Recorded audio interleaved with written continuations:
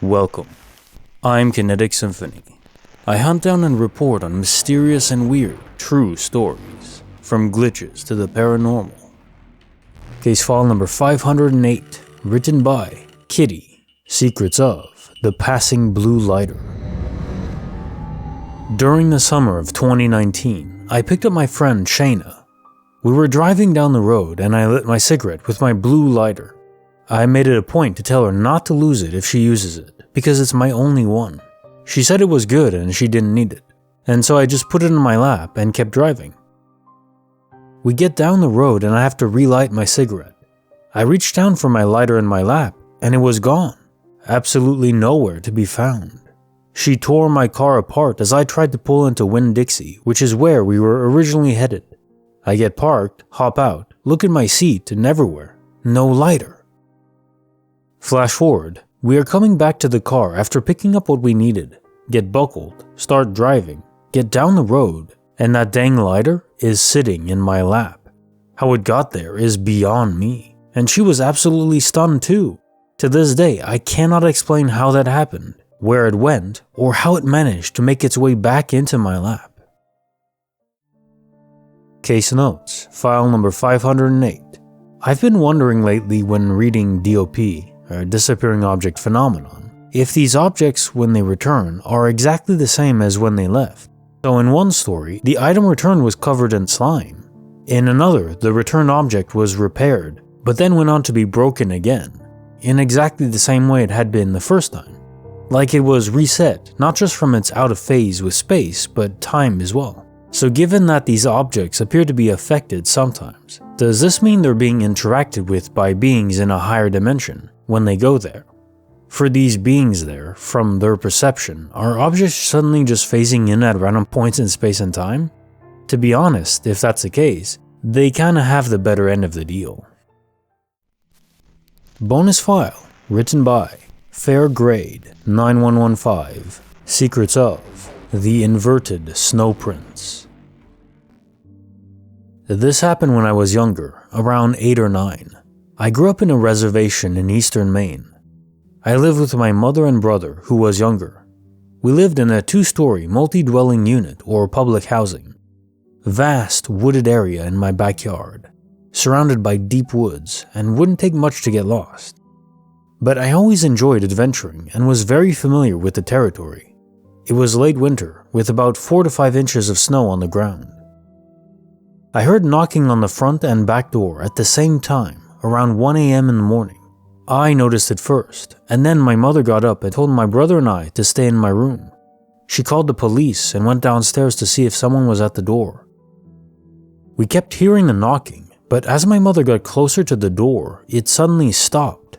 No one she could visibly see outside the door, and police finally showed up. Lights lit up the front of our place.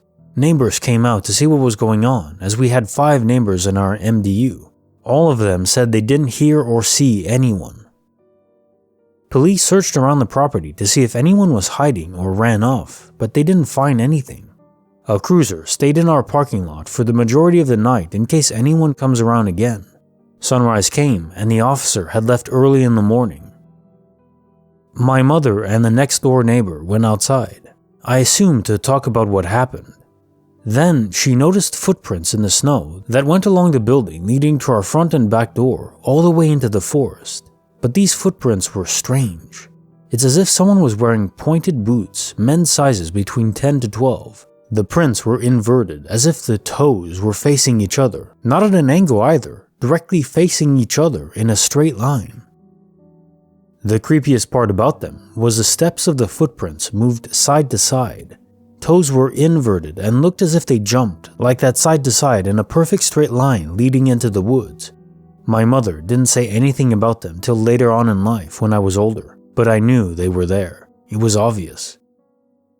I know what you're thinking. Maybe someone was playing a prank or faked it. There were other footprints in the snow around the strange ones, but only around the building. I assumed the other footprints were made by the officers due to the fact they looked normal. But there were no other prints in the snow leading up to the tree line. I followed the prints into the woods. There were no other markings around them, perfectly inverted side to side, hops or steps in the snow leading deeper and deeper into the forest. I got to the point where an uneasy feeling crept over me, like something was telling me to go back. But I knew where the prints were leading. As I said, I was very familiar with the area. It eventually would have led into a marsh or bog area. I got chilled by that thought for some reason and turned back. I never said anything to my mother about it till later on. I never heard or encountered anything like it ever since. If anyone has any thoughts or ideas what it could have been, I would greatly appreciate it. Case file number 509, written by LilCornandbeans, Secrets of the Sixth Electric Sense. Something kind of strange happened to me a few years ago. I was living in an apartment townhouse with 2 other roommates. Both roommates were gone for a couple of days because it was Thanksgiving and they were spending it with family, each to their respective hometowns. I had the house to myself for 3 or 4 days.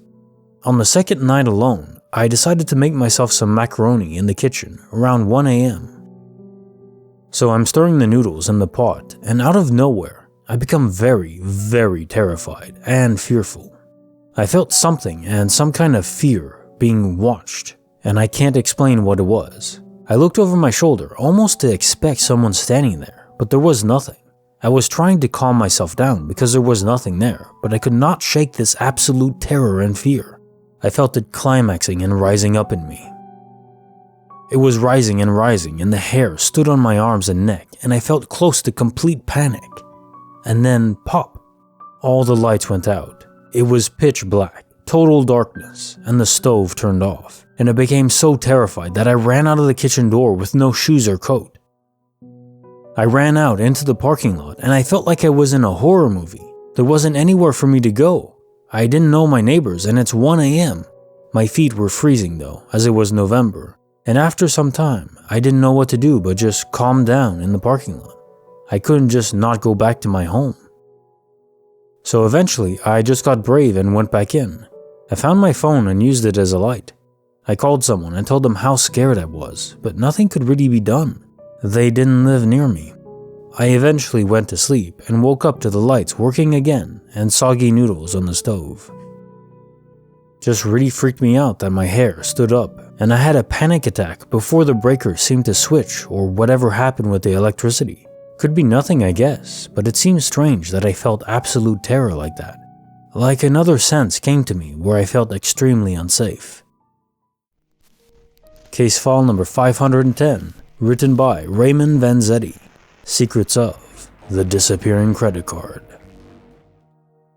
After getting off work on Saturday, around 6 p.m., I went down to the garage to leave for the day. I go to my car and I realize that there is nobody in the garage. No cars or workers. Workers leave at 5 p.m. I head to the gate to pay and leave. I put my ticket in the machine and it takes it. Then I put the credit card to pay. The first time, it did not read the credit card, so I put it again. After 2 minutes of processing, the machine says, "Ticket jammed." My credit card got stuck in the machine. I called the security in the building, and after 30 or so minutes, they came to open the machine. The guy opens the machine and searches for 20 minutes trying to find the credit card. However, he can't. He can't find the credit card or the parking ticket there.